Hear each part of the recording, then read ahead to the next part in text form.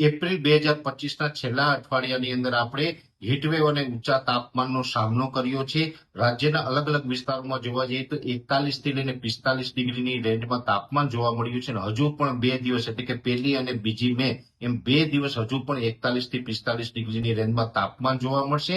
3 તારીખથી આપણે ધીમે ધીમે તાપમાનમાં આંશિક રાહત મળે તેવી શક્યતાઓ દેખાઈ રહી છે. પણ આ વચ્ચે એક મહત્વના અને મોટા સમાચાર એ છે કે 3 મે 2025 થી લઈને 10 મે 2025 દરમિયાન રાજ્યના અલગ અલગ વિસ્તારોની અંદર તીવ્ર માવઠું થાય તેવી શક્યતાઓ છે. અત્યારે સામાન્ય રીતે જોવા જઈએ તો અરબ સાગરની અંદર મજબૂત એન્ટી સાયક્લોન સક્રિય છે. એ સાથે દક્ષિણ પાકિસ્તાન ઉપર સાયક્લોનિક સર્ક્યુલેશન બનેલું છે અને ઉત્તર ભારત ઉપરથી બેક ટુ બેક WD પસાર થઈ રહ્યા છે.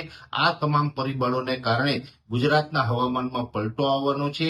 ગુજરાતના સરફેસ લેવલ ઉપર એક અસ્થિરતા બની રહી છે અને આ અસ્થિરતાને કારણે 3 મે 2025 થી લઈ અને 10 મે 2025 દરમિયાન રાજ્યના મોટાભાગના વિસ્તારોની અંદર માવઠાના વરસાદ પડશે અને અમુક જગ્યાએ કરા પડવાની પણ શક્યતાઓ દેખાઈ રહી છે. ખાસ કરીને આ 3 થી 10 મે દરમિયાન જે અલગ અલગ વિસ્તારોમાં માવઠું થવાનું છે તેમાં મોટાભાગના સમય એવા હશે કે જેમાં બપોર પછીના સેશનની અંદર માવઠાના વરસાદો જોવા મળશે. અને ખાસ કરીને આ માવઠું છે રોજ એક વિસ્તારમાં નહીં પણ અલગ અલગ વિસ્તારોમાં જોવા મળશે. અને સૌથી વધારે આની તીવ્રતા છે એ ઉત્તર ગુજરાત, પૂર્વ કચ્છના ભાગો અને સૌરાષ્ટ્રના ભાગોની અંદર જોવા મળે તેવી શક્યતાઓ છે. ખાસ કરીને ઉત્તર ગુજરાતના જે ભાગો છે એમાં 3 અથવા તો 4 તારીખથી જ માવઠા પડવાની શરૂઆત થશે અને એમાં વાવ, થરાદ, બનાસકાંઠા, સાબરકાંઠા, પાટણ, મહેસાણા જેવા તમામ વિસ્તારોની અંદર આ માવઠું થઈ શકે છે. પૂર્વ કચ્છના ભાગો એટલે કે રાપર અને ભુજ, ભચાઉ જેવા વિસ્તારોની અંદર પણ 3 થી લઈ અને 6 તારીખ દરમિયાન માવઠાના ઝાપટા પડે તેવી શક્યતાઓ છે. અમુક વિસ્તારોની અંદર કદાચ કરા પણ પડી શકે છે.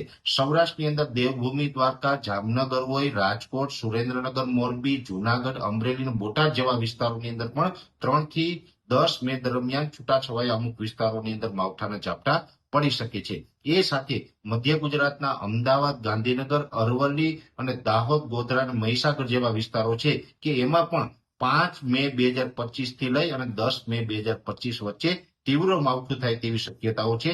ખાસ કરીને દક્ષિણ ગુજરાતના વિસ્તારો એવા છે કે ત્યાં માવઠાની તીવ્રતા ઓછી રહેશે.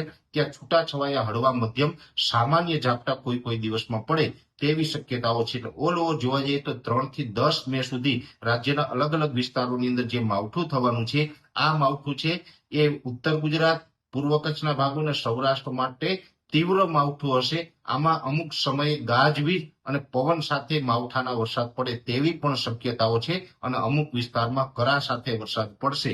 એટલે 3 થી 10 મે વચ્ચે રાજ્યના હવામાનમાં એક મોટો પલટો આવશે અને માવઠાના ઝાપટા પડે તેવી શક્યતાઓ હાલ દેખાઈ રહી છે.